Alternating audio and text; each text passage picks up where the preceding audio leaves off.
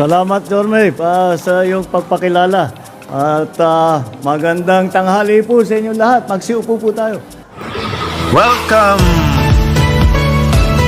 to Romis Update Channel. Patatagalin ko yung speech ko para mapilitan si Mayor magpakain. Magandang tanghali po sa inyo lahat. At good morning po. Napakaganda po ng aming inikot dito sa inyong San Lazaro na housing na ginawa na nakakaiba sa lahat ng aming ginawang housing sa national government. Lagi po namin sinasabi, hindi sapat na magtatayo ka lang ng bahay o magbibigay ka lang ng unit. Dahil ang buhay ng tao ay hindi pabahay lamang. Kung hindi, kailangan malapit, mayroong serbisyo. Ito, ngayon lang ako nakakita na mayroong health center sa loob. Kaya yung mga nakatira dito, hindi na kailangan lumabas pa ng building nila.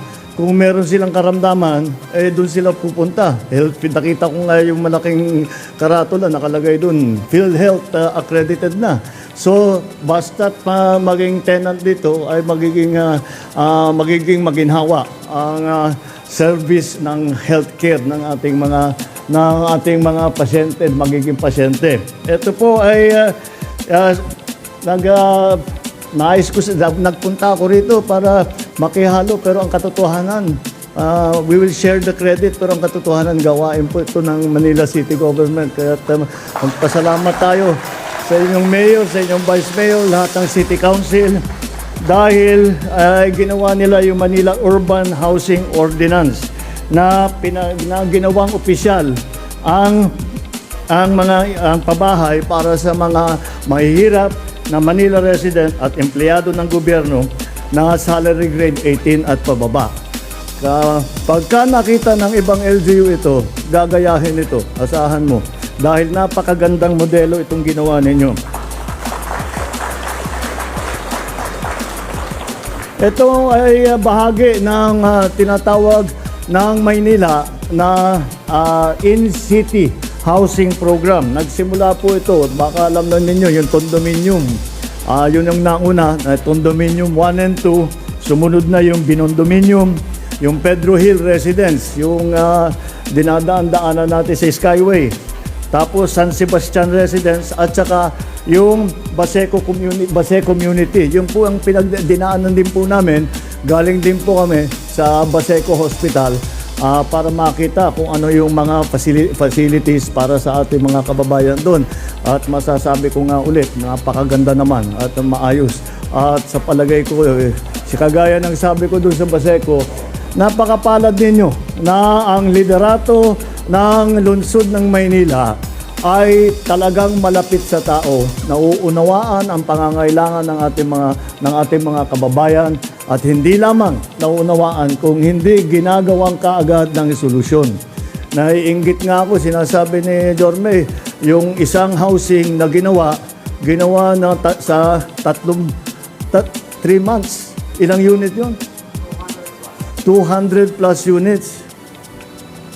Panaginip lang sa amin yun sa NHA at saka sa DSUD na ganun kabilis. Kailangan na magpaturo kami sa inyo kung paano ginagawa yan. Ikaw na mag-in-charge doon para mabilis ang pabahay natin. Kaya naman po ay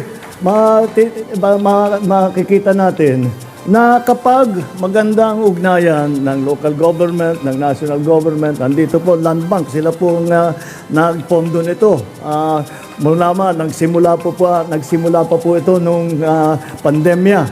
Kaya natapos din at ito ay makikita natin magiging napakahalaga ang ganitong klaseng mga pasilidad para sa ating mga kababayan na may pabahay, at maraming mga serbisyo.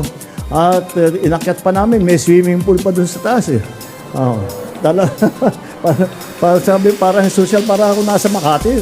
Parang hindi naman isipin na makakita tayo ng ganito sa socialized housing, ganito kabilis, ganito kaganda, at dapat nga magpasalamat tayo na mayroon tayong ganito at yung mga inspirasyon na nagdala ng ganitong klaseng facility dito ay dapat natin pasalamatan at ito ay kasama po sa aming programa bilang sa national government dito. Kaya po ako'y nandito.